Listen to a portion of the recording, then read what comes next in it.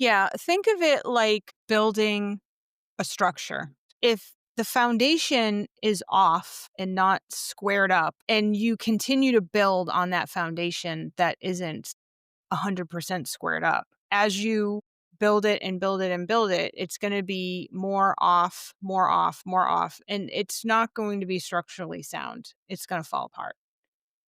Maybe not right away, but eventually it just isn't going to Right. be sustainable. It's not going to hold up. And the same is true for your resume. If you start the process of your resume coming from a place of, I need to make myself look better, or I need to make staying home look like I did things, like embellishing on those things, then it's just going to come across as disingenuous. And people looking at your resume, they're going to feel that. Even if they don't understand why it is that when they look at your resume, they just don't quite, it just doesn't feel quite right to them. And then they move on to the next person. It's not like they're going to look at it and say, oh, this person is trying to do this. And they're not going to do that. It's just going to have this disingenuous kind of feel to it. And it's going to make people skip past you.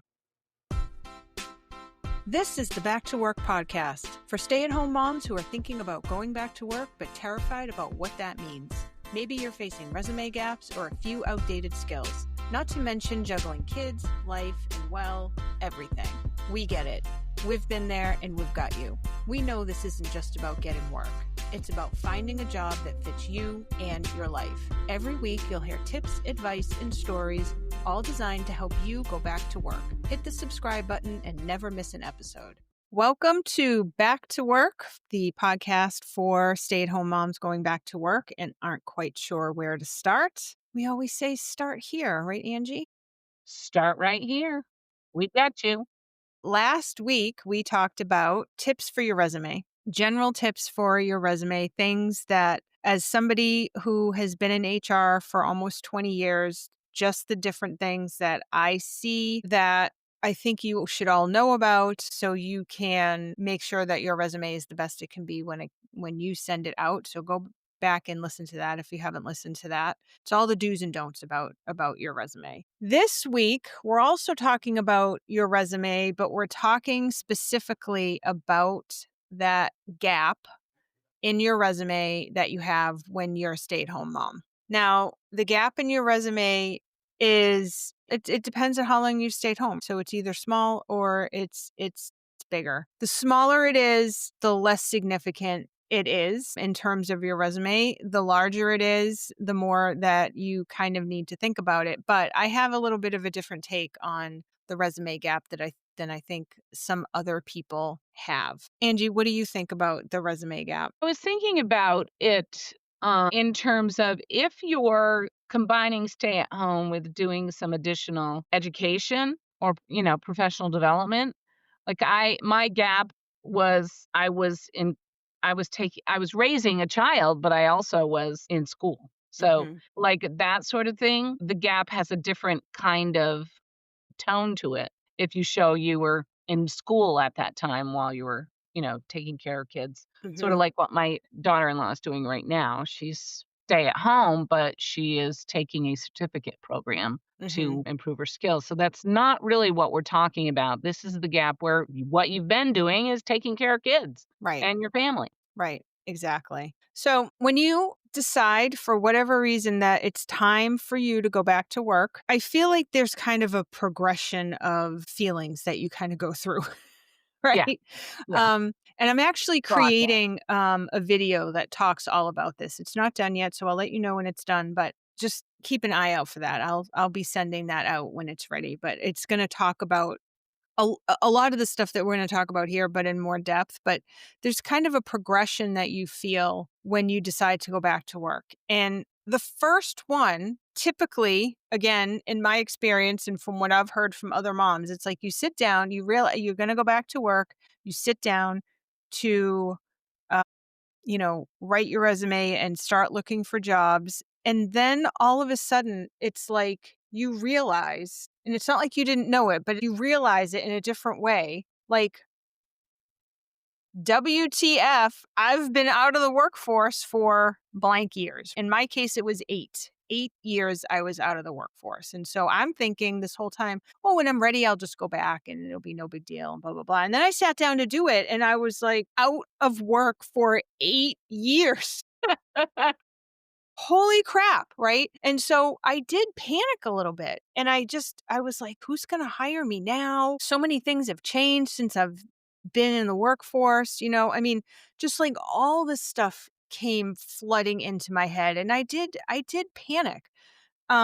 Your first instinct when you panic that way is to try to fill that gap on your resume with anything that you can. And that's a tempting approach. And I did that too. And you come up with all kinds of creative ways to talk about the different things that you did when you were home with the kids, from like, taking out the trash turns into coordinated maintenance of an organization. It's like you just try to come up with these things, volunteering at your kid's school, you embellish on that.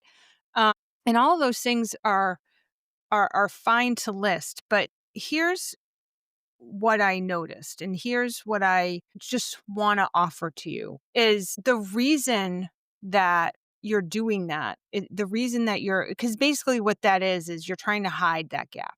You're trying to fool somebody into thinking that even though you didn't have a job in the traditional sense, even though we all know that staying home with the kids is a job in and of itself, but you didn't have a job at a corporation or an organization, you want to try to make it look the same way as if you had a job in corporate. And so it just turns out looking kind of fake.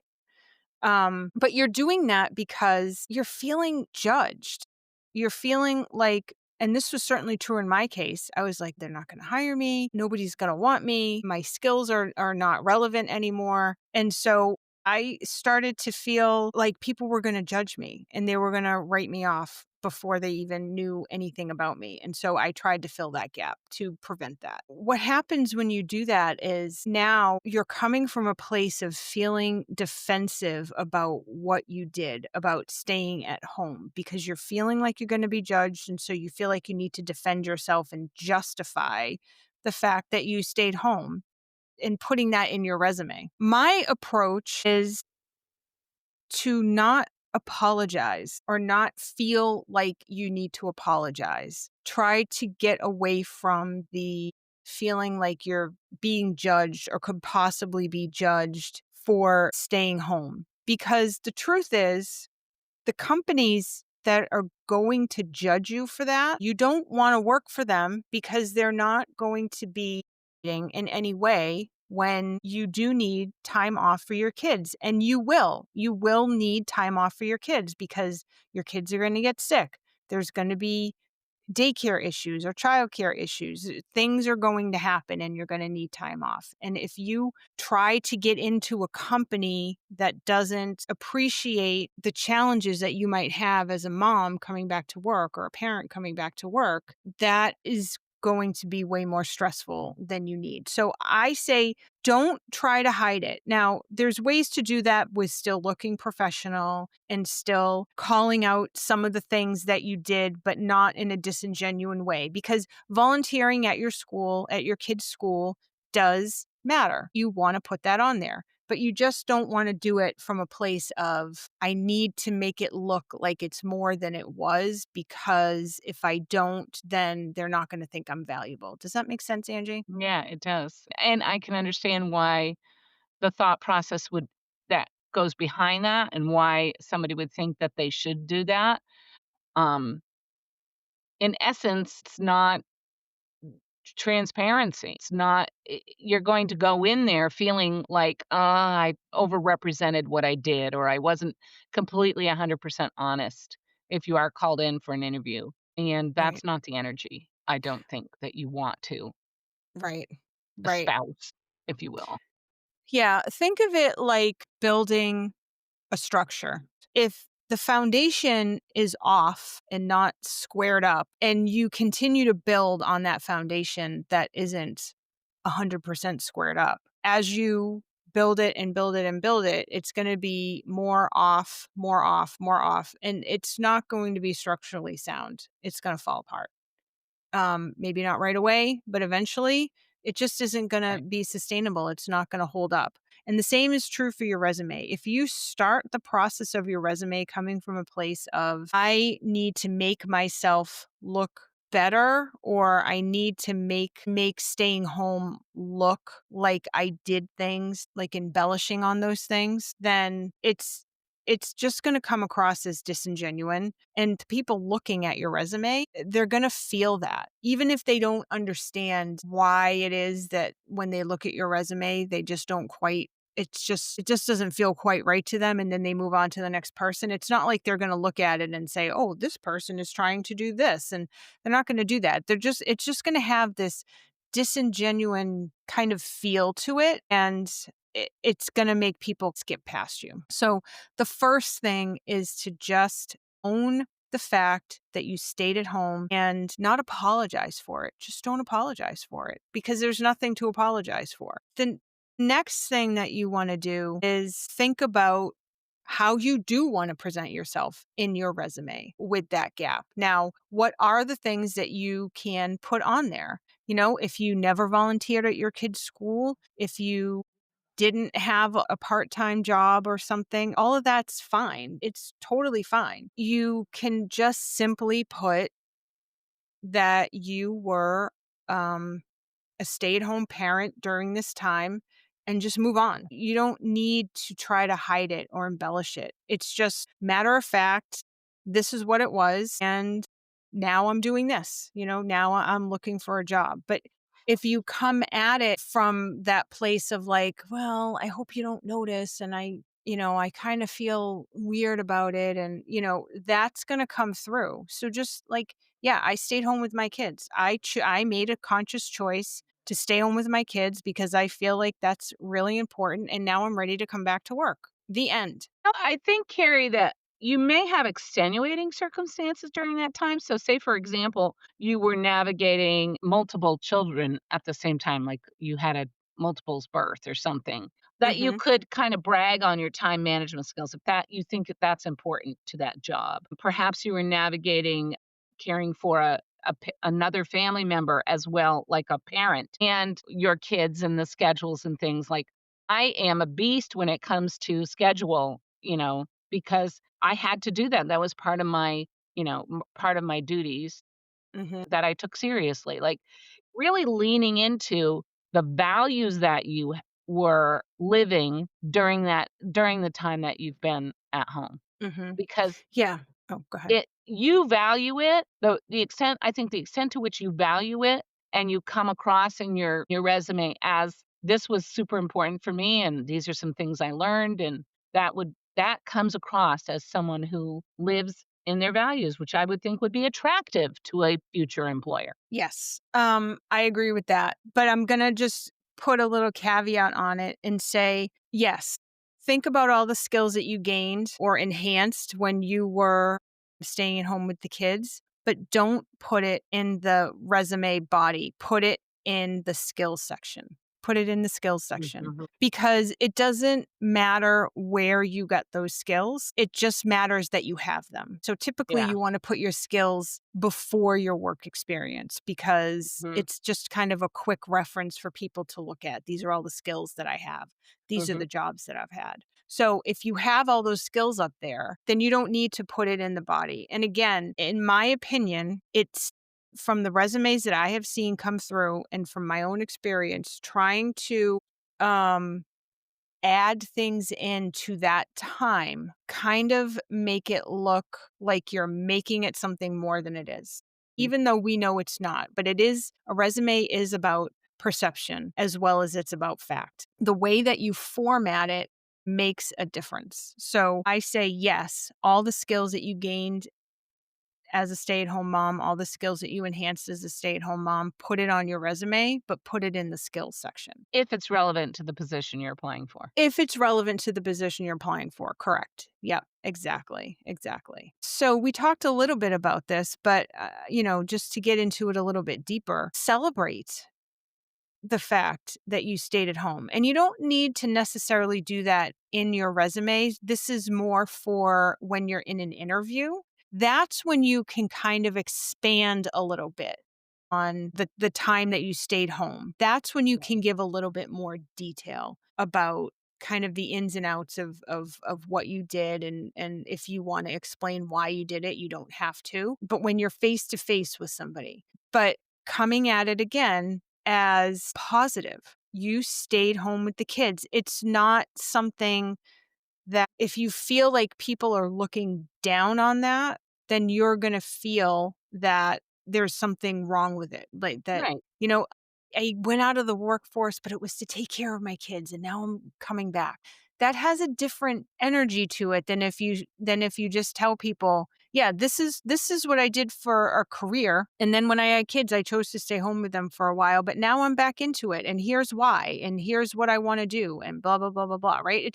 It's more matter of fact. It's more, it was a part of your life that is transitioning into something new, just like any other job that you've had. And that's kind of how Mhm. you treat it. So the next step is just carrying that energy forward into everything that you do. So into if you're networking about your job, if you get that job and you go into that job, how are you presenting yourself at the workplace, right? Are you still feeling like, imposter syndrome, or are you, yeah, I know I probably have a couple things to brush up on since I've been out, but I'm perfectly capable of doing that. And let's go, right? Different energy. You want to be confident and empowered and not feeling like you did something wrong. Because the truth is, not everybody values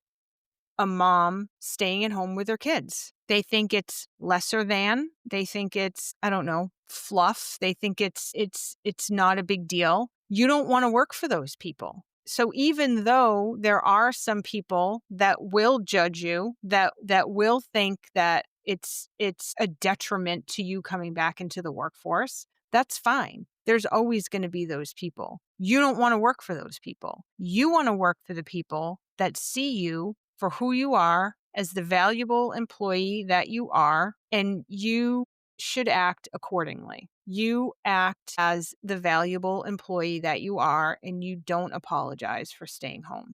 So that's just my take on it. If you look this up in Google or wherever you look things up, you'll see advice about